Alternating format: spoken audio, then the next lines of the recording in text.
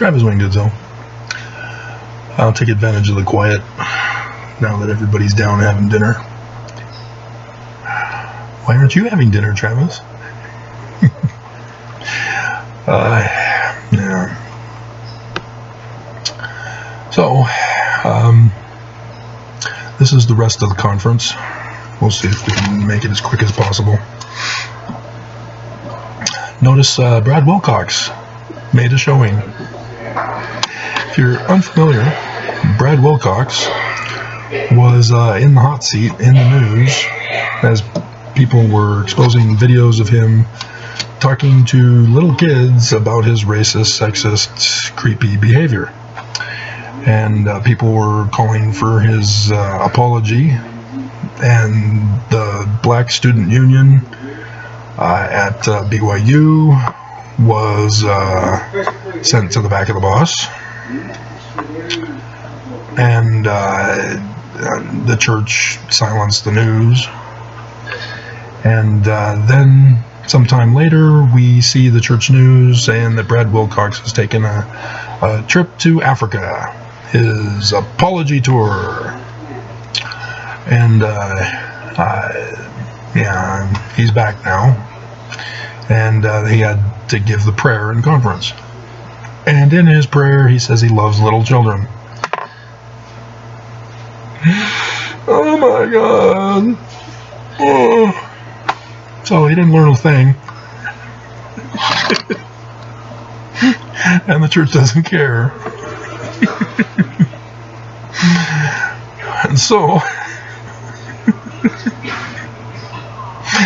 oh my God. Okay. I noticed that this hymn, There is Sunshine in My Soul, in case you didn't know, originally it had an extra chorus line, which I always loved to sing, but it's too wild and crazy for the Spirit, and has been deleted from our hymnals. So just in case you were wondering. Elder Eyring. Mm-hmm. Yep.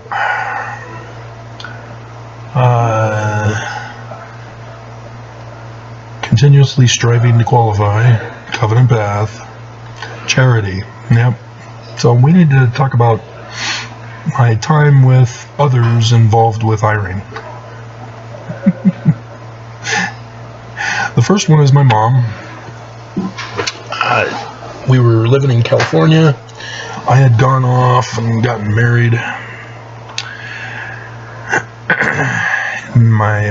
Took off to Canada for free babies, and being paid to have free babies, and then getting a free education. You know, what Americans hate and don't want for their lives. Seriously, guys, get over it. And she had been involved with a church banquet in which Elder Eyring was not the apostle yet. That's right, I was going to see when Cook became... we won't worry about it now. Time keeps on slipping, slipping, slipping. Oh, we can do it, because this is... Cook is in this one. Oh my goodness. We might have to do an Eyring video and then a Cook video.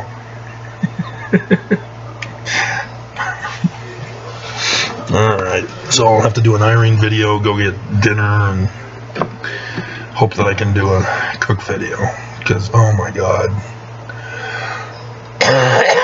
And my mom, I don't know how, ended up sitting right next to Elder Eyring. Elder Eyring was in the position of scouting for temple sites in the 70s. And so my mom knew this and was curious of his coming down to Southern California.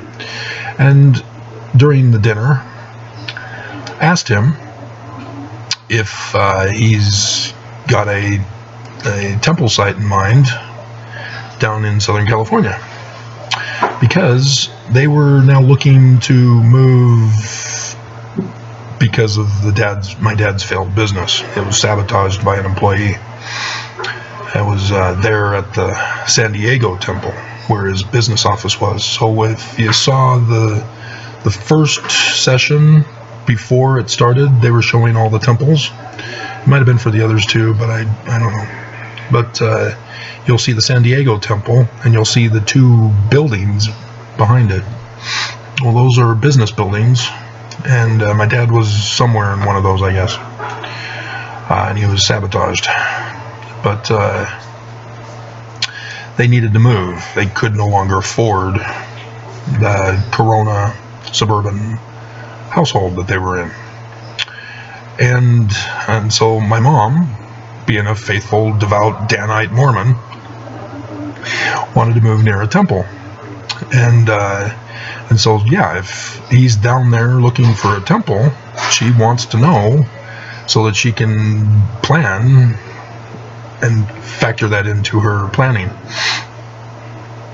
And he, however, gave her a reply of, there are millions of people, Mormons all over the world, who have to walk uphill both ways in the snow, barefoot, pregnant, to get to a temple, sacrificing their last meal, which was a chicken, to get there and get their own endowments. And so my mom, with her attitude, said, okay, so no. That's all you had to say, no.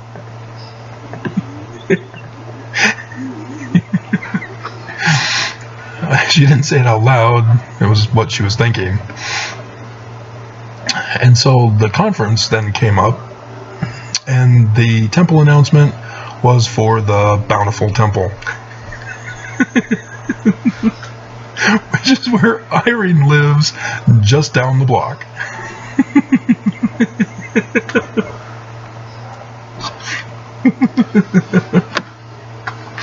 Hilarious.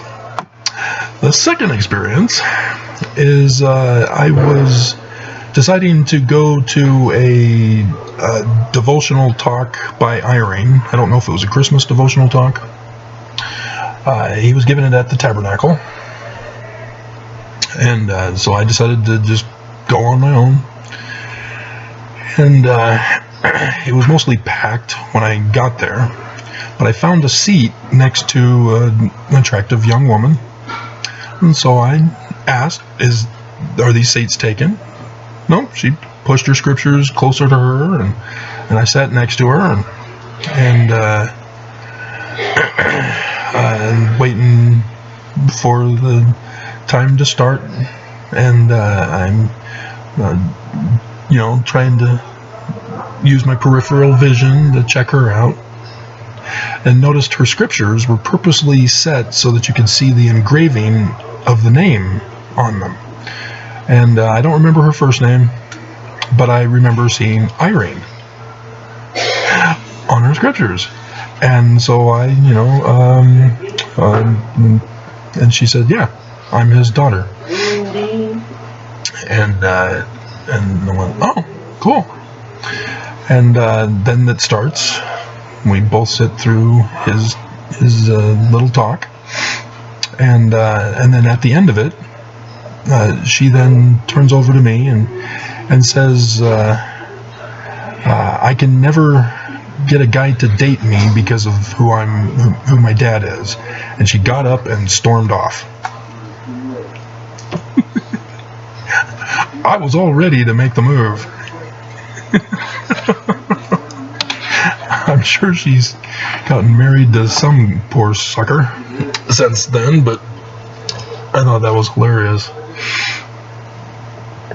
And it was in 2000 or 1999.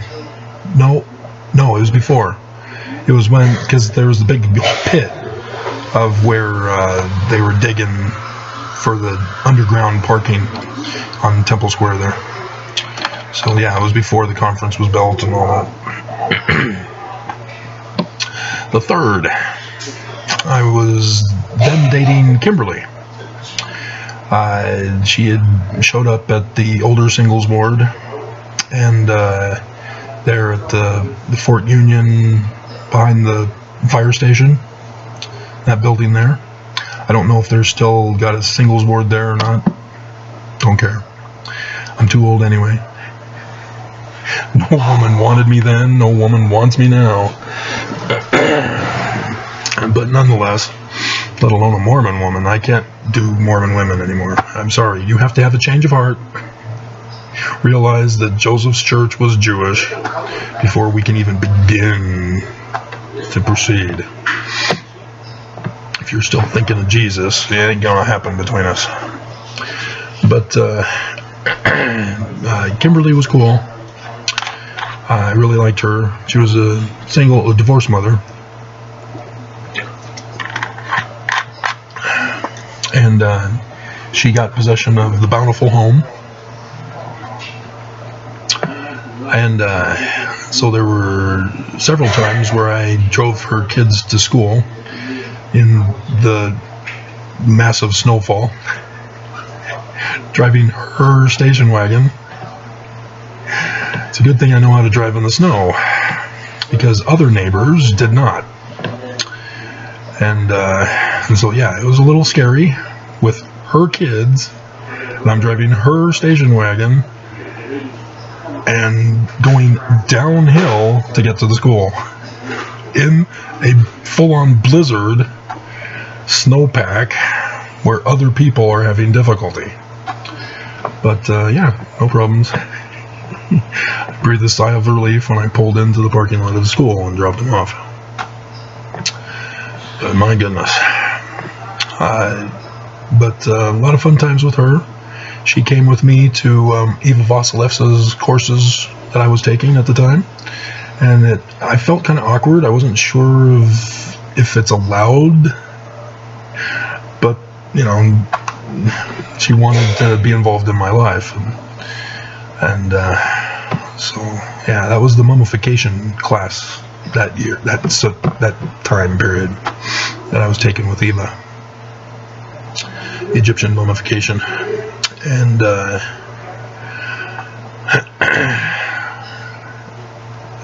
I did my paper for her class on Stargate's method of embalming and mummification and resurrecting. But yeah, she loved me. She was very impressed with me, and so that just, you know, yeah, I was able to present my theory of Paleo-Hebrew tied to different Egyptian characters, and so yeah, it was awesome in her class. It was easy A. But yeah, she's an awesome woman, very accomplished in her field in anthropology.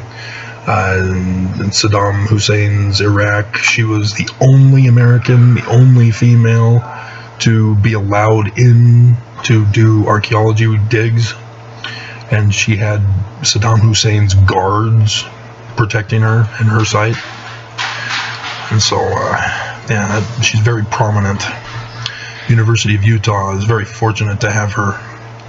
It's just unfortunate that none of her classes count as credits, but I wasn't there for credits. I was there because my dad wanted me dead and wanted to evict me from his house again. I was living in the basement apartment, which was built. They wanted me to build it. It was intended for my grandma, who had gotten Alzheimer's, so she couldn't utilize it anyway. So I was staying there instead. But yeah, chaos ensued. And so one time, near the end of our relationship, Kimberly, I'm talking to her about my translation knowledge, and told how the Book of Mormon is correcting the incorrect translations from the Bible, and used charity as my example. So Eyring, talking about charity, brought all that up. And I told her that charity is from the Greek keratos, which means to give. And she was instantly arguing with me when I said that the actual Greek text says that the word should be translated, which is agape, should be translated as love. And thus Joseph Smith, using the Book of Mormon, which was actually Sidney Rigdon, or Joseph Smith Sr., or Oliver Cowdery, If you've been watching my videos on the real church history, not the prophetic church history, gotta watch my videos. It's Jewish, not Christian Jesus. About being the greatest form of love, the highest form of love. And so she was taking the Book of Mormon literally, that charity means highest form of love. She did not understand what I was talking about. And so that ended our relationship. She had enough, and that was it. So that kind of sucked. Which, I'm the expert in the field, and she ends our relationship because I'm the expert. So the other video is done, so we'll load this while I'm talking here. But as I was talking to her about my decipherment of Paleo-Hebrew, Mormon Jesus Cultural Appropriation, 5th Temple Session.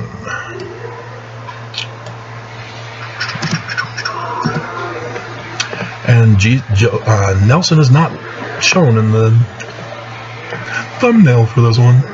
So just understand, the other two Nelson videos are doing fairly well. But, okay, let's see, what was it? Cultural appropriation? No, there's something else in front of it. LDS, cultural, nope. What was it? Mormon Jesus cultural appropriation, there it is. And so I had talked to her about my Paleo-Hebrew decipherment, and she says, did you bring it to the church? And I said, yeah, I brought it to the church, and they wanted me excommunicated. And so she says, well, let me talk to President Eyring. I'll settle this. I'll help you out. And I'm like, what? Yeah, he's in our ward. I've gone to her church several times since. The Osmond, there's an Osmond sister that is there in that ward as well. So she's in close with the Osmond family as well. And so she gets on the phone and dials the number. She doesn't have to look it up. She knows it by heart. And she goes, hey, Sister Eyring, how you doing? And I'm like, okay. And I'm thinking I'm going to have to step in and explain things while she's talking. Nope. She was able to explain it very well. I was very impressed with her abilities. You know, that's like awesome. A woman who knows my career field and is able to explain it to other people, that's like gold. And so she's explaining it to Sister Eyring and wants Elder Eyring, or President Eyring, to be made aware of it, and nope, not available at the moment, he's at work. But yeah, nothing happened, and she got shut down as I expected. But nonetheless, I'm sure President Eyring would have been notified that there's a Mormon who has deciphered Paleo-Hebrew and knows Kimberly. So yeah, that was the interesting thing when Eyring brought up charity. What else was he involved with? Yeah, he testified that he lives as his witness. That's disturbing. They're giving me the middle finger with the counterclaim that I've got going, and I've been exposing their crimes because I connected the church to my eviction there. And so the U.S. Attorney General is investigating and is taking forever, and I said, hey, you need to stop this conference because they're going to incite Mormons to the election. And Nelson did it, and the others did it, and I'm just going, ugh. And so, yeah, we're all doomed. Just so that you know.